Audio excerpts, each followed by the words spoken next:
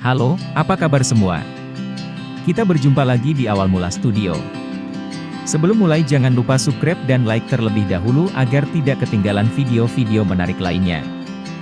Mari langsung saja kita mulai. Pluto, pernah diyakini sebagai planet ke-9, ditemukan di Observatorium Lowell di Flagstaff, Arizona, oleh astronom Clay Swayze Tombaugh pada 18 Februari 1930. Keberadaan planet ke-9 yang tidak diketahui ini pertama kali diusulkan oleh Percival Lowell, yang berteori bahwa goyangan di orbit Uranus dan Neptunus disebabkan oleh tarikan gravitasi benda. Planet yang tidak diketahui.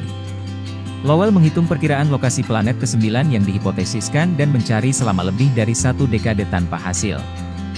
Namun, pada 1929, dengan menggunakan perhitungan Lowell dan W.H. Pickering sebagai panduan, pencarian Pluto dilanjutkan di Observatorium Lowell di Arizona. Pada 18 Februari 1930, Tombaugh menemukan planet kecil yang jauh dengan menggunakan teknik astronomi baru dari pelat fotografi yang dikombinasikan dengan mikroskop kedip. Temuan itu pun dikonfirmasi oleh beberapa astronom lain. Lalu pada 13 Maret 1930 penemuan Pluto diumumkan kepada publik. Tanggal penemuan ini juga sama dengan peringatan kelahiran Lowell dan penemuan Uranus oleh William Herschel. Dengan suhu permukaan diperkirakan sekitar 360 Fahrenheit, Pluto dengan tepat diberi nama Romawi untuk dewa dunia bawah dalam mitologi Yunani. Jarak rata-rata Pluto dari matahari hampir 4 miliar mil, dan dibutuhkan sekitar 248 tahun untuk menyelesaikan satu orbit. Pluto juga memiliki orbit paling elips dan miring dari planet manapun, dan pada titik terdekatnya dengan matahari ia melewati orbit Neptunus, planet ke-8.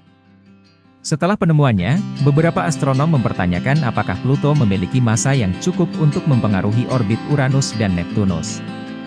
Pada 1978, James Christie dan Robert Harrington menemukan satu-satunya bulan Pluto yang diketahui, Charon, yang diperkirakan memiliki diameter 737 mil hingga 1428 mil Pluto.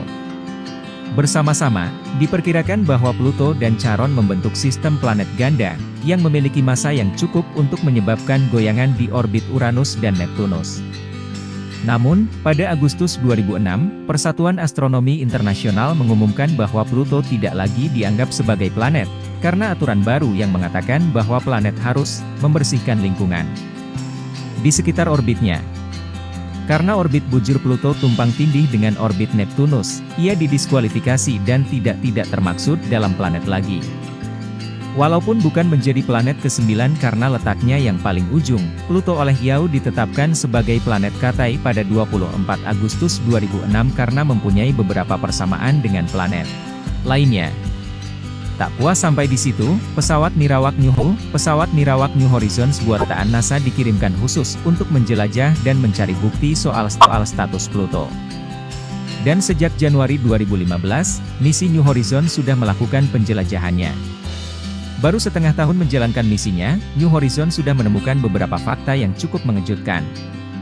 Sebab, fakta ini mematahkan beberapa hal yang sudah diyakini sebelumnya oleh sejumlah kalangan. Pluto sebagai objek antariksa paling jauh dan terkecil di dalam sistem tata surya selama ini digambarkan berwarna kelabu atau biru. Namun foto yang dikirim dari pesawat penjelajah New Horizons membuktikan gambaran selama ini salah. Pluto merah. Hal paling menonjol adalah corak gelap yang memanjang di khatulistiwa, yang secara informal dikenal sebagai Tewale. Selama ini di dalam buku pelajaran, planet Pluto digambarkan sebagai planet yang jauh dari matahari dan berukuran kecil. Namun, soal bentuk Pluto tak kecil-kecil amat. Misi New Horizons milik NASA telah memperlihatkan banyak ruang yang lebih besar di Pluto. NASA mengatakan Pluto ternyata memiliki diameter 1,473 mil dan menurut pihak mereka, agak lebih besar daripada yang diperkirakan sebelumnya. Dia menambahkan, New Horizons akan melanjutkan mengumpulkan data setelah ia mendekati Pluto.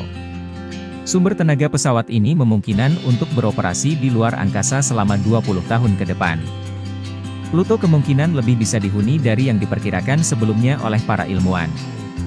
Meski Pluto yang sekarang sangat dingin, sebuah studi terbaru menyebutkan Pluto punya sumber air. Hasil penelitian ini menunjukkan, Pluto memiliki lautan di bawah tanah sejak awal kehidupannya. Temuan laut bawah tanah yang membeku ini meningkatkan peluang Pluto menjadi tempat yang bisa dihuni selain bumi. Bagaimana kehidupan bisa bertumbuh di Pluto kita masih belum mengetahuinya. Bahkan untuk bisa memastikan keberadaan air pun saat ini belum bisa dilakukan. Meskipun demikian, memang ada indikasi keberadaan lautan di Pluto. Untuk mengetahui keberadaan lautan di Pluto, dibutuhkan pengukuran gravitasi atau dengan menembakkan radar ke Pluto. Tentunya ini hanya bisa dilakukan jika manusia mengirimkan orbiter yang mengorbit Pluto. Semoga penjelasan tersebut dapat. Jangan lupa like, subscribe, serta komen di bawah. Apabila mempunyai informasi tambahan, terima kasih.